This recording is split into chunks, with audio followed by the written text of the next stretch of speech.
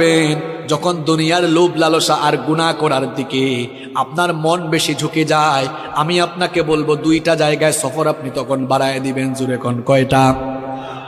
আমি কথাটা আবারও রিপিট করছি, শুনেন। যখন পাপের দিকে গুনার দিকে আপনার মন বেশি ধাবিত হয়ে যায়, ঠিক তখনই আপনি 2টা জায়গায় সফর করবেন। একটা জায়গা হসপিটাল, 2 নাম্বার জায়গা কবরস্থান। হসপিটালে যাবেন, গিয়ে দেখবেন আপনার মতো কত দুনিয়াওয়ালা, কত টাকাওয়ালা পয়সাওয়ালা লোকেরা, কোটি কোটি টাকা আছে, তাও আইসিইউতে তারা সামান্য একটা দিন আরামে থাকার জন্য হাহাকার করছে, আছে না নাই? যে কালো টাকার জন্য, অবৈধ টাকার জন্য অন্যায় করছেন, গুনাহ করছেন, হসপিটাল গিয়ে দেখেন কত মানুষের টাকা তারে বাঁচাইতে পারে। একটু পর পর আইসিইউ থেকে লাশ বের হচ্ছে। এরপরে হাসপাতালে যাওয়ার পরেও যদি আপনার দিল নরম না হয়, তাহলে মাঝে মাঝে প্রেমবাগের কবরস্থানগুলোতে ভিজিট করবেন।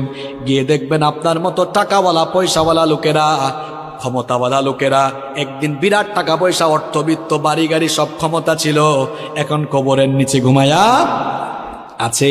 আমরা মনে করি আমাদের বউ আপন, আমরা মনে করি ছেলে মেয়ে আপন। আজকে মনে দেখেন কেউ আপনার আপন নয়, আপন কেবল একজন, তিনি কি? কি কথা বলছি বুঝতে পারছেন আপনি? আপনি বলছেন আপনার বউ আপন, আপনার ছেলে মেয়ে ভাই বোন আপন। আপনি এই মুহূর্তে মরে যান, বুঝবেন আপনকে। দেখবেন এই বউ, এই ছেলে মেয়েরা কিছুক্ষণ কান্না করবে, কিছুক্ষণ কান্না করার পরে বলবে মৃত লাশকে বেশিক্ষণ ঘরে রাখতে নাই, তাড়াতাড়ি দাফন করা দরকার। আপনাকে দেখবেন সাদা কাফন দিয়ে পেঁচায়া জানাজার মাঠে নিয়ে যাবে।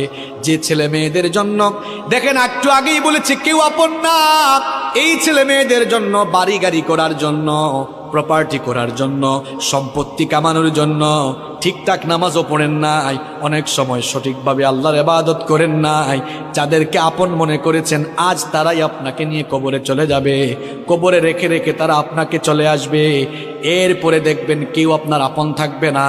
কবরে যাওয়ার পরে 2 জন ছাড়া আর কেউ আপন নাই, একজন হচ্ছেন আল্লাহ। এই জন্য কবরে ফেরেশতা এসে প্রথমে জিজ্ঞেস করবে বোন নাম কি, ছেলে মেয়ের নাম কি, না জিজ্ঞেস করবে মার।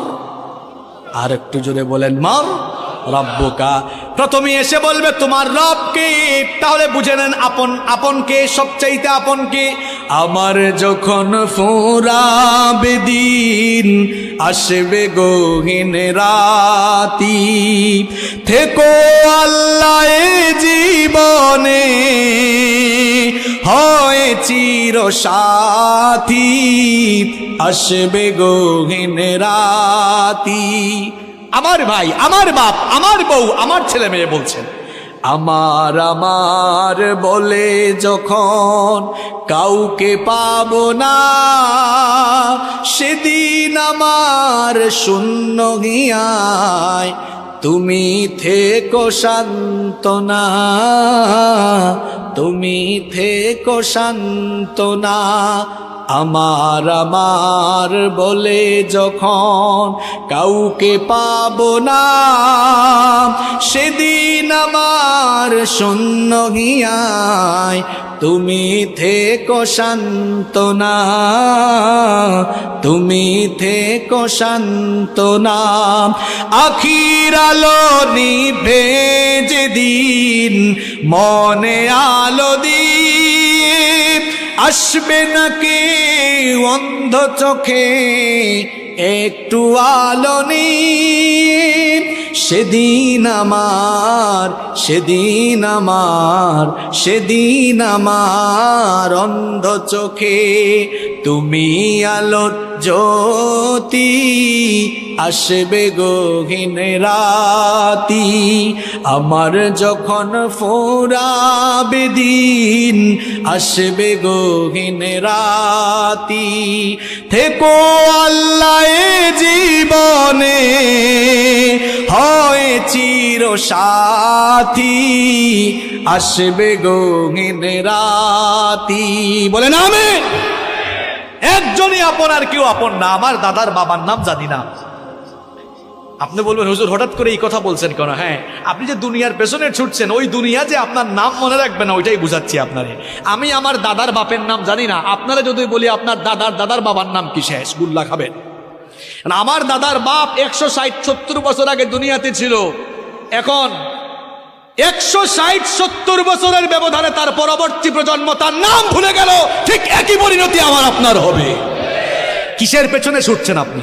আপনার পরবর্তী প্রজন্ম দোয়া করা দূরের কথা, আপনার নামও মনে রাখবে না এরা। আপনার 6-7 পুরুষ আগে কারা কারা দুনিয়ায় ছিল, নসবনামা, আপনি কি সবার নাম বলতে পারবেন? 2-1 বলতে পারলেও সবাই পারবে না। কার জন্য কি করছেন? এত গুনাহ করছেন, পাপ করছেন। এই ছেলে মেয়ে, জায়গা সম্পদ, বাড়ি গাড়ি, আরে ভাই বাড়ির জায়গায় থাকবে, বাড়িওয়ালা থাকবে। চোখেরই পলকে তুমি হতে পারো লাশ, চিরতরে বন্ধ হবে তোমারই নিঃশ্বাস। চোখের পলকে আপনি লাশ হতে পারেন। আশেপাশে বাজার আছে না? বাজারের নাম কি? ওই বসুন্ধিয়া বাজারে হয়তো আপনার কাফনের কাপড় বরাদ্দ হয়ে গেছে, চলে এসেছে, আপনি নিজেও জানেন না। আপনি ঘরে বসে এখন গোটা পৃথিবীর খবর নিতে পারবেন। ঘরে বসে গোটা পৃথিবীর খবর নিতে পারলেও কার জন্য কাফনের কাপড় রেডি কেউ এই খবর জানে না। যুবকরা বলবে, হুজুর আমরা জোয়ান, আমরা বাঁচবো আরো। আরে ভাই, তোমার মতো কত যুবক রাতের বেলা বাড়িতে ঘুমায়, সকালবেলা তার লাশ বের হয়। Keep in your mind, there is no serial of death.